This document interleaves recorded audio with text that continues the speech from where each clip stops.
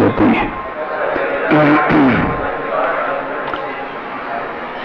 बंध के दो प्रकार के कारण हैं, एक बहिरंग कारण और अंतरंग कारण। तो बहिरंग कारण अंतरंग कारण का यहाँ पर प्रकरण दे रहे हैं। योग निमित्तम गहनम योगो मनवयन काय संभूतो भाव निमित्तो बंधो भावोरविरागो समोहजलो।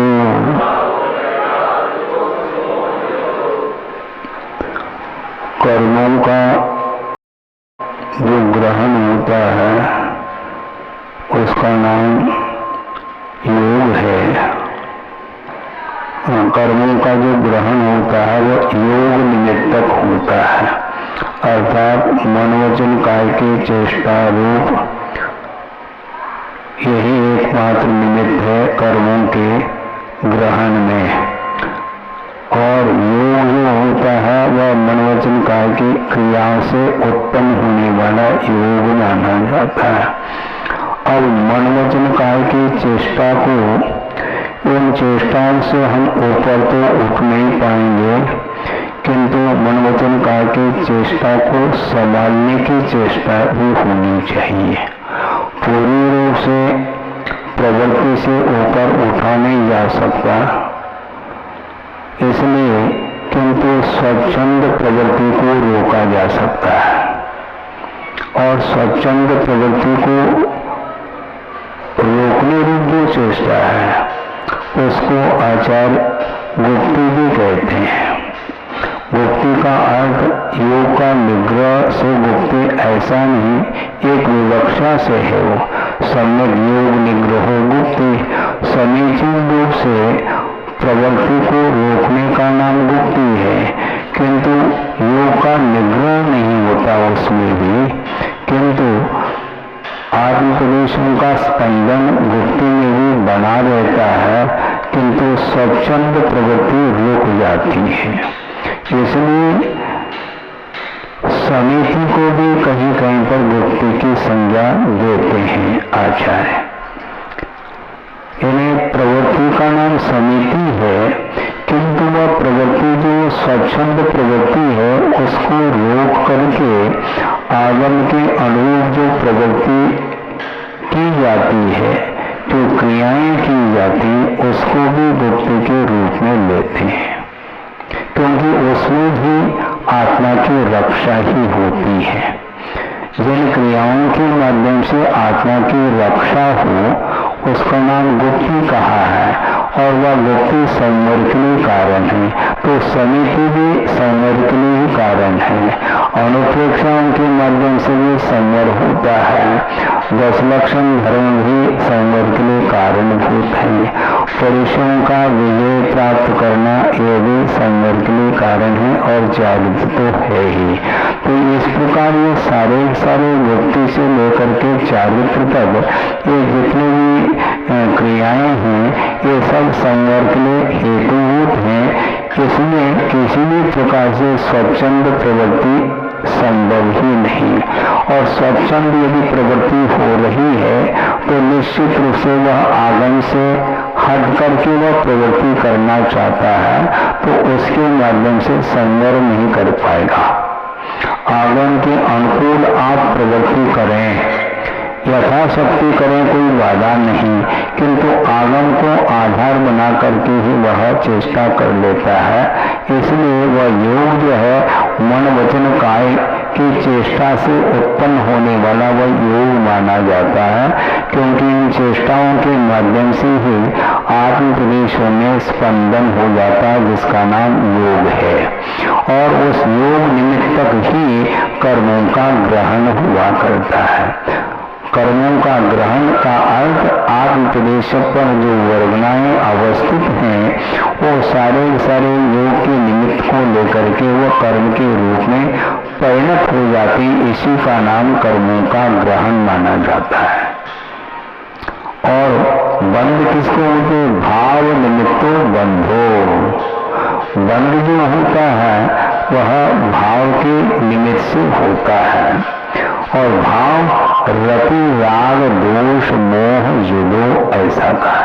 रति राग द्वेष मोह इनसे युक्त जो आत्मा का परिणाम है उसका नाम भाव है, और भाव ही बंध के लिए निमित्त भूत है, ऐसा कहा। थोड़ा सा आगे बढ़ते हैं, फिर बाद में कोई भी जिज्ञासा हो तो उसको ले सकते हैं। योग निमित्तेन ग्रहणम कर्म पुद्गल आदानम भवति। योग के निमित्त से कर्म पुद्गलों का आदान अर्थात ग्रहण होता है। और योग इति का अर्थ, योग का अर्थ क्या है? योग मन वचन काय संभूत, मन वचन काय की चेष्टा से उत्पन्न होने वाला योग माना जाता है। निष्क्रिय निर्विकार चित ज्योति परिणामात् भिन्न मनोवचन काय वर्ग आलम्बन रूप व्यापार आत्म प्रदेश परिस्पंद लक्षण वीर्यांतराय क्षयोक्षम जनित कर्मादान हेतु भूत योग।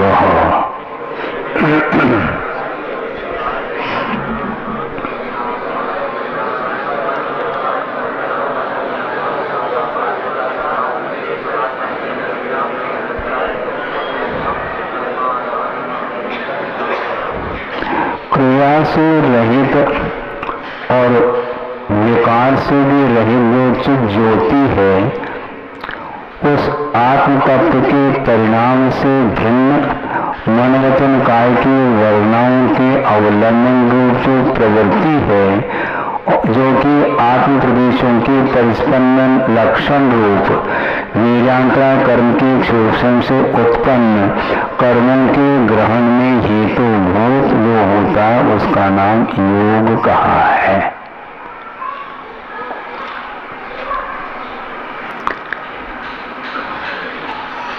इसको योग बोलते हैं। अब आत्म प्रदेशों का जो स्पंदन है, जिसको वाइब्रेशन बोलते हैं, उसमें भी अंतर आता चला जाता है। हाँ, अति चंचलता और एक सामान्य चंचलता, अंतर है क्या? नहीं। बैठे बैठे भी आपका शरीर तो निस्पंद है, किंतु फिर भी आत्म प्रदेशों में स्पंदन बना हुआ है, वो मनगत स्पंदन माना जाता है। वचन और कायिक इन दोनों प्रवृत्तियों से मानव को भी ऊपर उठा हुआ है किसी उद्देश्य को लेकर के। वह ऐसा लगता है कि बिल्कुल मूर्ति के समान बैठा हो, भगवान के समान बैठा हो, किंतु वह भगवान के समान बैठा है ऐसा देखने में आ रहा है, क्योंकि वचनगत और कायगत कोई भी प्रवृत्ति नहीं हो रही है इसलिए। किंतु मन प्रवृत्ति रुकी है ऐसा संभव नहीं। भयानक मन की प्रवृत्ति उसके अंदर हो सकती है। हाँ, अधमा काम चिंता साथ और पर चिंता अधमा अधमा, और दूसरे के अहित के बारे में बहुत एकाग्र होकर के वह सोच रहा है, तो दूसरे के हित के बारे में भी तो सोचा जा सकता है ना। और सोचने में मन की प्रवृत्ति तो जारी है, तो दूसरे के हित के बारे में यदि मान लो मन प्रवृत्ति कर रहा है, तो उसके माध्यम से जो कर्म का आश्रय होगा वो अच्छे पुण्य का संचय करने वाला होता है। हाँ, यम प्रशम निर्वेद तत्व चिंतावलंबितम मैत्र्यादि भावना रूढ़ मनः सूते शुभाश्रयम, ऐसा कहा। मन जो है शुभाश्रय को करने वाला होता है, किंतु वह मन किमात्मक होना चाहिए जिसके माध्यम से शुभ का आश्रय हो। तो यम अर्थात संयम, प्रशम का अर्थ कषाय का उपशम रूप भाव, निर्वेद अर्थात वैराग्य का भाव, तत्व चिंतावलंबितम, तत्व चिंतन का अवलंबन जिस मन ने लिया है, हाँ, और मैत्र्यादि भावना रूढ़ मैत्री प्रमोद कारुण्य और मार्गस्थ भाव का अवलंबन अथवा उसमें जो आरूढ़ हुआ जो मन है वही शुभ का आश्रय कर सकता है। इसके अभाव में भी महाराज शुभ का आश्रय होता है ना, तो फिर वो पापणबंदी पुण्य करना चाहो तो उसके लिए खुला है, फिर तो कोई भी व्यक्ति कर सकता है। कषाय की मंदता वहां पर प्रशम भाव नहीं है, वो किसी उद्देश्य को लेकर के वह उसका मन शांत है, हाँ, और जिस उद्देश्य को लेकर के उसने मन को शांत किया है वह उद्देश्य यदि संसार के लिए कारणभूत है तो उसका वह मन शांत नहीं माना जाता। हाँ, समझने के लिए छात्र है, उसने कुछ उद्यम किया है मान लो, तो टीचर ने उसकी पिटाई कर ली, अब वो कुछ नहीं बोल रहा है, शांत बैठा है, हाँ स्कूल की छुट्टी तो हो जान दो फिर देखेंगे हम।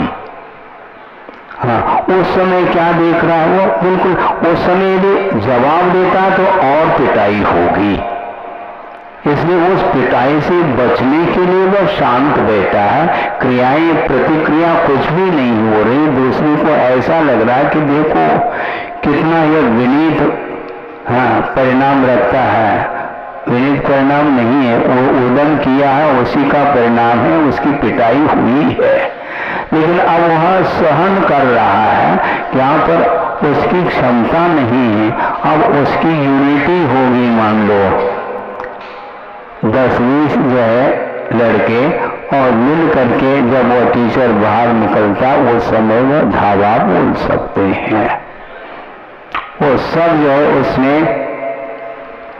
है कि नहीं। तो ये सब क्या है, ये प्रशम भाव माना जाएगा क्या? नहीं माना जाता है। किसी उद्देश्य को लेकर के अपनी प्रवृत्ति को रोकने का अर्थ ये नहीं कि वह गुप्ती हो गई उसकी, हाँ, इतने मुफ्त में गुप्ती नहीं मिल सकती, बहुत उसके लिए आयाम की आवश्यकता, क्योंकि सम्यक योग निग्रह गुप्ती कहा, मात्र योग निग्रह गुप्ती इति न, चेष्टा को रोकने का नाम गुप्ती नहीं, किंतु समीचीन जो है चेष्टा को रोकना यह गुप्ती मानी जाती है। अर्थात ख्याति, पूजा, लाभ अथवा अन्य विषयों की आकांक्षा नहीं रखते हुए जो मनोवचन काय की चेष्टा को रोकने का प्रयास कर रहा है, निरीह वृत्ति के साथ, निष्प्रहता के साथ, वह उसकी चेष्टा को रोकने रूप वह जो वृत्ति है उसका नाम गुप्ती ऐसा कहा है। उसके बिना संवर संभव नहीं, क्योंकि प्रथम गुण स्थान में भी इस प्रकार की चेष्टा को वह रोक रहा है, किंतु उस रोकने का जो एम है वह अलग है। केवल चेष्टा को रोकने से वह सब कुछ प्राप्त कर ले, संवर आदि कर ले, ऐसा संभव नहीं है। वो आश्रय जारी है और प्रवृत्ति को भी रोक रहा है, उद्देश्य के अपेक्षा से। उद्देश्य अच्छा होना चाहिए, यम, प्रशम, निर्वेद और तत्व चिंतन करने रूप जो मन प्रवृत्ति है उसके माध्यम से विशिष्ट रूप से पुण्य का संचय होता है। और तत्व चिंतन करना खेल नहीं है, वो तत्व चिंतन का अर्थ किसी भी पदार्थ को लेकर के चिंतन किया जा सकता है, जंग किंचित चिंतन तो, किंतु मेरी ही वृत्ति ये शर्त है। किसी का भी चिंतन कर लो, यद किंचित भी चिंतित, हाँ, किंतु वीतरागो भवेत योगी। योगी को वीतरागी होना चाहिए। तो वीतराग अवस्था में जो कुछ भी चिंतन करने में वस्तु आ जाती है, उसके माध्यम से वह संवर करता चला जाएगा, वही ध्यान है, ऐसा कहा। तरेव ध्यानम आमनाथ मतोन्नत ग्रंथ विस्तार। इसका और कुछ भी है, वह सारा सारा ग्रंथ का विस्तार है। हाँ, मेरी ही वृत्ति के साथ तत्व का चिंतन आता, स्वरूप का चिंतन किया जाता। वह स्वरूप विभावात्मक भी हो सकता है, स्वभावात्मक भी हो सकता है, क्योंकि वह तत्व का ही स्वरूप है। क्योंकि स्वतत्व कहा है तो उस स्वतत्व में औदिक भाव भी आ सकता है, पांचों भाव उसमें अंतर्भूत है। किसी भी भाव को लेकर के आप चिंतन करेंगे तो स्वरूप का ज्ञान परिज्ञान हो जाता है, और उसके माध्यम से हम आश्रय को रोक सकते हैं। ये इसका अर्थ है। यदि चिंतन करते समय कोई भी आपका जो लक्ष्य है, यदि मान लो भिन्न है, वह तत्व चिंतन की कोटि में नहीं आ सकता, लिख करके रखो। हाँ, इतना जबरदस्त चिंतन करूंगा कि लोग दंग रह जाए। हाँ, है ना? तो क्या किया तुमने? इसमें क्या हो गया? चिंतन तो कर, तो बहुत एकांत चित्त हुआ है वो, किंतु सम्यक योग नहीं, समीचीन रूप से योग का निग्रह उसने किया ही नहीं। तो कैसे करेंगे आप हमें बताओ। योग यानी कर्म बन से बचना यदि है तो बहुत सावधानी। वो उस समय वो स्वयं ही उसका मालिक है। उन भावों का ज्ञान उसको स्वयं को ही है कि मैं आखिर इस प्रकार श्रम जो कर रहा हूं, इसके पीछे हमारा क्या लक्ष्य है, वह स्वयं जानता है। और उसकी पूर्ति नहीं होती है तो हैरान होता है, ये भी उतना ही सत्य है। मैं तत्व चिंतन करूंगा, बैठूंगा, घंटों निकल गए लेकिन हाथ कुछ भी नहीं लग रहा। प्रयास तो बहुत कुछ किया था कि इसका हम क्या बोलते मुंह तोड़ जवाब देंगे। हाँ, ईंट का पत्थर से जवाब देंगे। हाँ, देव आप क्या देना चाहो। तो ये सारा लक्ष्य वस्तु का संवर के लिए कारण नहीं माना जाता, किंतु दूसरे के हित को लेकर के अथवा स्वयं के आत्महित करने के उद्देश्य को लेकर के जो चिंतन किया जाता है, वही संवर के लिए कारण बन सकता है। उसी का नाम गुप्ती ऐसा कहा है। हाँ, अब कितने भी चिंतन करो, ये प्रतिस्फल रहा अथवा बिल्कुल सबको आकर्षित करने के लिए ये सब कुछ आयाम किया जाता है, तो उसके माध्यम से आश्रय रुकने वाला नहीं, ये कहा गया। प्रशम भाव होना चाहिए, और प्रशम अपने आप में सम्यक दर्शन का अंग माना जाता है। कषाय को मंद बनाने का नाम प्रशम भाव नहीं। कषाय को मंद आपने जो किया है वो उस लड़के ने भी किया ना, कषाय को बिल्कुल बंद कर दिया। मंद किया लेकिन बंद नहीं किया, ये ध्यान रखो। मंद किया है उस अवसर को लेकर के और बाहर निकलता है, फिर बाद में वह यूनिटी के साथ चला जाता है और उसका प्रतिशोध की भावना इसी को बोलते हैं। प्रतिशोध की भावना के साथ उसकी वृत्ति चल रही है तो निश्चित रूप से वह भयानक, वह आत्म प्रदेशों का स्पंदन माना जाता है। बाहरी स्पंदन तो रुक गया है उसका, किंतु भीतरी जो योग वह रुका हुआ नहीं है। कहा यार योग मनमजन का संबोधन ये हो गया। हाँ, ये योग है। भाव निमित्तो भवति, भाव के निमित्त से होता है। क्या होता है? स कहा स्थिति अनुभाग बंध, स्थिति और अनुभाग रूप जो बंध है वह भाव के निमित्त से हो रहा है और वह भाव काषायिक भाव माना जाता है। प्रकृति और प्रदेश रूप जो बंध है वह मात्र योग के माध्यम से हो रहा है और उस प्रकृति और प्रदेश जो आए हैं उनमें जो स्थिति और अनुभाग डालने वाला जो भाव है वही बंध के लिए निमित्त भूत है, ऐसा कहा जा रहा है। हाँ। विशिष्ट स्थिति और विशिष्ट अनुभाव को लेकर के भाव हो जाता है तो वह बंध के लिए कारण माना जाता है। सतर कोड़ा कोड़ी सागर प्रमाण स्थिति को लेकर के जो बंध कर रहा है वो भाव अलग ही क्वालिटी का माना जाता है और संगीत तो है ही वो पर्याप्त है, किंतु मिथ्या दृष्टि है।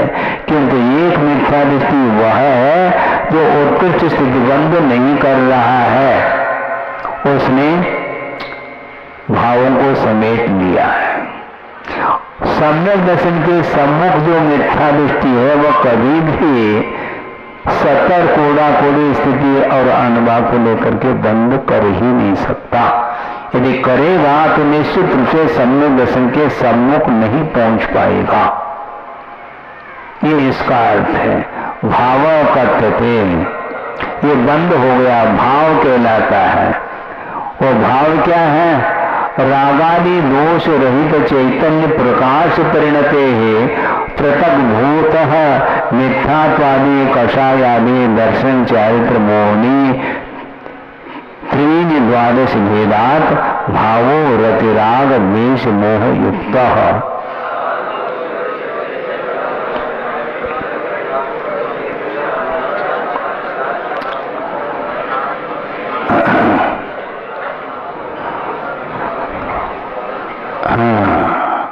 रागादि दोषों से रहित जो चैतन्य प्रकाश रूप परिणति है उससे भिन्न मिथ्यात्वादि कषाय आदि दर्शन चारित्र मोहिनी रूप ये 3 और 12 भेद हैं।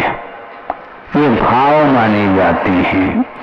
ये दर्शन मुनि का तो 3 तो है, मिथ्या समय प्रकृति और चारित्र मुनि की अपेक्षा से यहाँ पर ये 12 भेद किए गए हैं। क्योंकि क्रोध मान माया लोग ये 4 हो जाएंगे और 9 कषाय के अपेक्षा से ऐसा करके 12 भेद उनने की। वैसे 13 हो रहे हैं लेकिन यहाँ पर कथन अलग में से कर रहे हैं। रति राग द्वेष मोह युक्त भाव, भाव जो है रति राग द्वेष और मोह से युक्त, क्योंकि कहा था ना गाथा में रवि राग दोष मोह जुदो, इससे युक्त है वह भाव माना जाता है। अत्र रति शब्देन, यहाँ पर रति शब्द से क्या लेना? हास्य अविनाभावी मोक्षाय अंतर्भूता रति ग्राह्या।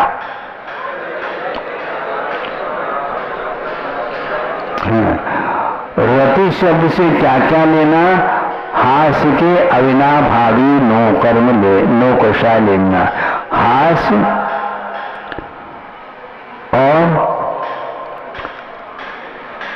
रति शब्द के माध्यम से लिया जा रहा है, और रति तो है ही, उसको पृथक नहीं गिनना।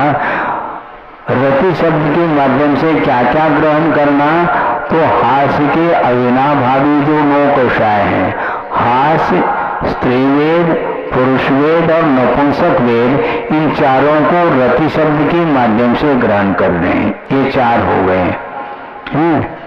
और राग शब्दी में माया लोभ रूप राग परिणाम है, और राग शब्द से क्या लेना? माया लोभ रूप रागवत परिणाम माना जाए। 4 और ये 2 6 हो गए हैं। ये हो गए रति और राग के माध्यम से इन 6 प्रकृतियों का ग्रहण हो गया। द्वेष शब्दी न तो क्रोध मान अरति शोक भय जुगुप्सा रूप द्वेष परिणाम 6 प्रकारम भवति।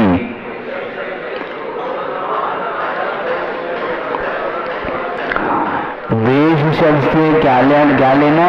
क्रोध, मान और रति, शोक, भय, जुगुप्सा, ये देश रूप परिणाम, ये 6 प्रकार और 6 प्रकार, इस प्रकार 12 भेद यूं हो गए। और दर्शन मुनि के तो 3 है ही। मोह शब्देन दर्शन मोह गृह्यते, मोह शब्द से दर्शन मोह को ग्रहण किया जाता है। और दर्शन मोह में भी मिथ्यात्व को लेना है, क्योंकि बंध जो होता है उसमें मिथ्यात्व कर्म की उदय से होता है। सम्यक मिथ्यात्व और सम्यक प्रकृति के उदय से बंध नहीं होता, क्योंकि बंध योग्य प्रकृति वो है ही नहीं, उनका बंध कभी होता नहीं। किंतु बंधा हुआ जो मिथ्यात्व है और सम्यक रूप परिणाम के द्वारा उसके 3 खंड जब हो जाते हैं, तब कहीं जाकर के सम्यक मिथ्यात्व और सम्यक प्रकृति का यथायोग गुणस्थान में उनका उदय देखा जाता है। अर्थात सम्यक मिथ्यात्व और सम्यक प्रकृति उदय और सत्य योग्य है, किंतु बंध योग्य नहीं है, ऐसा इसका अर्थ है। तो इस प्रकार रति शब्द और राग, इन दोनों को सम्मिलित करके 6 प्रकृति और द्वेष शब्द के माध्यम से ये 6 प्रकार के द्वेष के भाव हो गए। इस प्रकार 6 और 6 12 भेद हो जाते और मोह का दर्शन दिया। अत्र यथ कारणात् कर्मादान रूपेण प्रकृति प्रदेश बंध हेतु हो।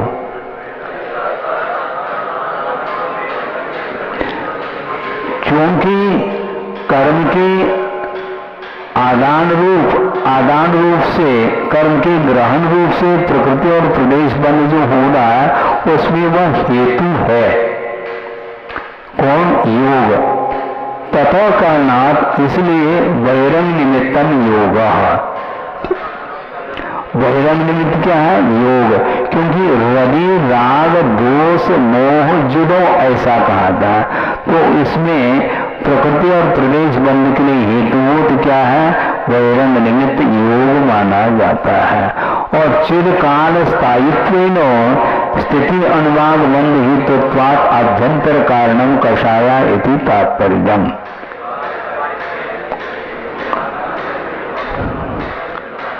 चिरकाल तक अवस्थित रखने रूप से स्थिति और अनुभाग जो बंद होता है उसमें हेतु होने के कारण ये आभ्यंतर कारण कषाय मानी जाती है।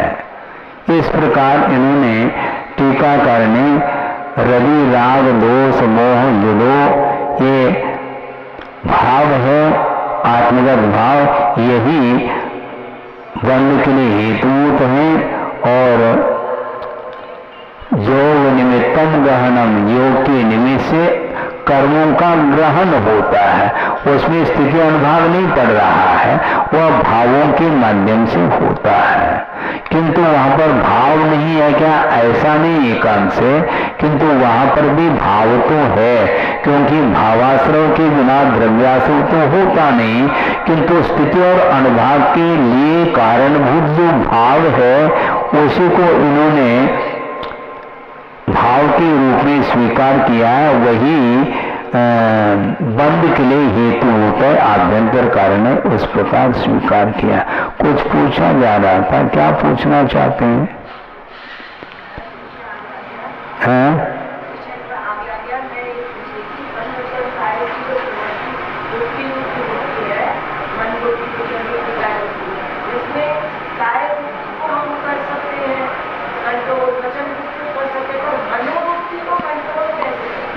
मनोवृत्ति को कंट्रोल करने का अर्थ ये है, आपका जो मन का व्यापार है वह दूसरे के हित के लिए होना चाहिए।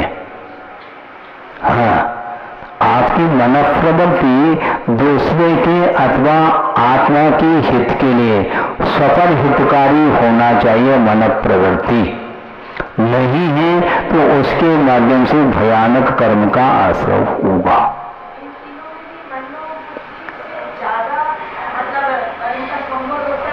ज्यादा और कम की बात मत करो, अभी कंपेयर मत करो, अभी तो हमें शुभ प्रवृत्ति करनी है। मन प्रवृत्ति करें किंतु उसके माध्यम से न स्वयं का अहित होना चाहिए न दूसरे का अहित। इसको ध्यान में रखते हुए आप मन प्रवृत्ति करेंगे तो उसके माध्यम से धर्म ज्ञान बनेगा और धर्म ज्ञान के माध्यम से अच्छे क्वालिटी का ही पुण्य का संचय होगा।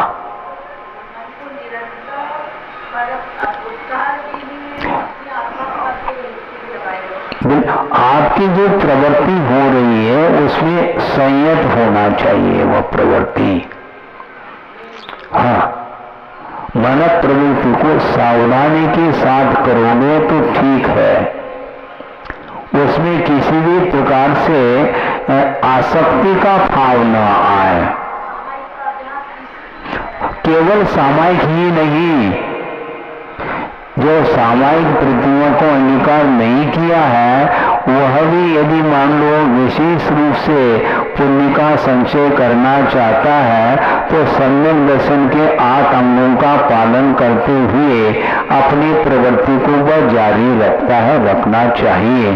अन्यथा मिथ्या दृष्टि की प्रवृत्ति में और अदृश्य सम्यक दृष्टि की प्रवृत्ति में कोई अंतर दिखाई नहीं पड़ेगा।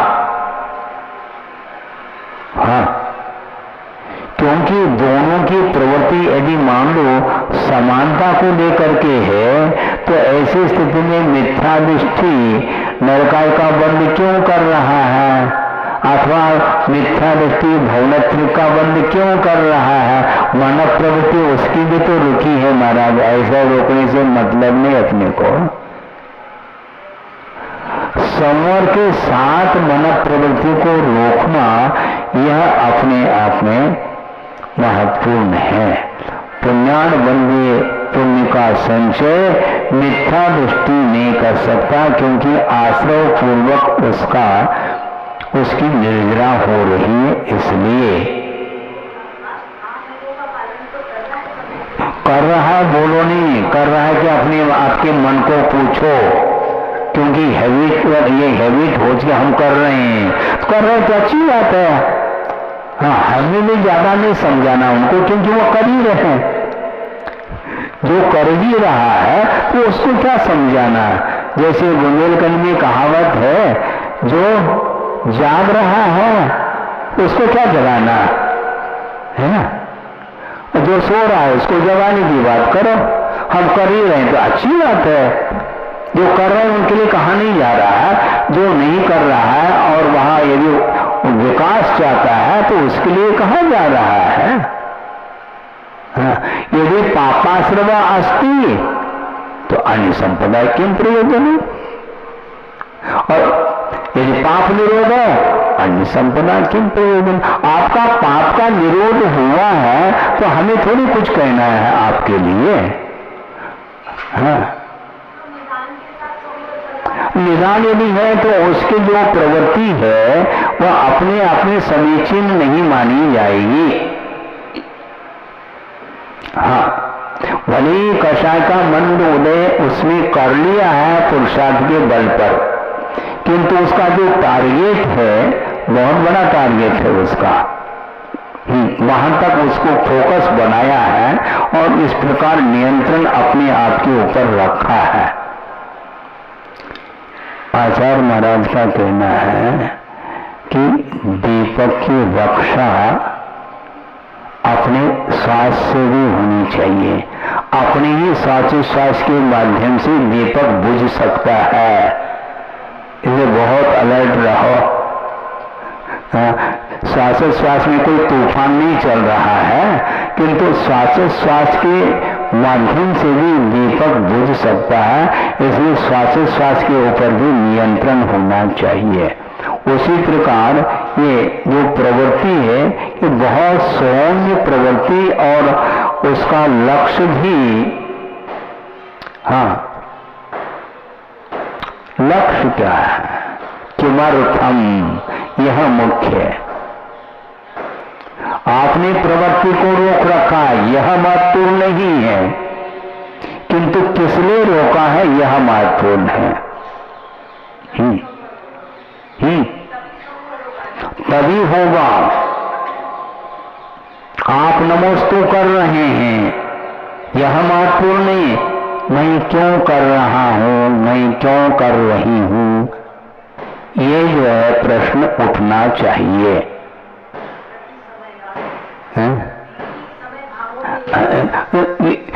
आप चाह क्या रहे हैं? फोकस तो आपका है अच्छे क्वालिटी का पुण्य का संचय हो, तो ऐसे थोड़ी होगा, भावों के अनुरूप होगा संचय उसका। हाँ, और संचय काल भी बढ़ाया जा सकता है। हाँ? क्या है ये? नमस्ते करो, वो बच्चा था, ढोक दे बेटा, वो ढोक देता लेकिन माँ की ओर ही देखता है वो। हाँ, तो ऐसा क्यों? ऐसा ही वो, उसका कुछ न कुछ लक्ष्य होगा, उसका उपयोग क्रियाओं में नहीं है, उसका उपयोग अन्यत्र है। उसी प्रकार जीव की प्रवृत्ति भी इसी प्रकार होती है। मंदिर में पहुंचा है तो सब लोग तो ये देखो ये प्रतिदिन मंदिर जा रहे हैं, लेकिन उद्देश्य उसको याद है दूसरे को? सोले का वस्त्र पहन लिया और पूजन सामग्री हाथ में है और वो जा रहा है, जा तो रहा है वो, सारे वह उन धार्मिक क्रियाओं को वह कर रहा है। इसमें समीचीनता देखने में आ रही है शारीरिक और वाचनिक प्रवृत्ति के द्वारा, किंतु उसकी मन प्रवृत्ति, मन की जो चेष्टाएं हैं वह किस उद्देश्य को लेकर के हो रही है वह किसी को भी ज्ञात नहीं सिवाय भगवान के और उसके स्वयं के।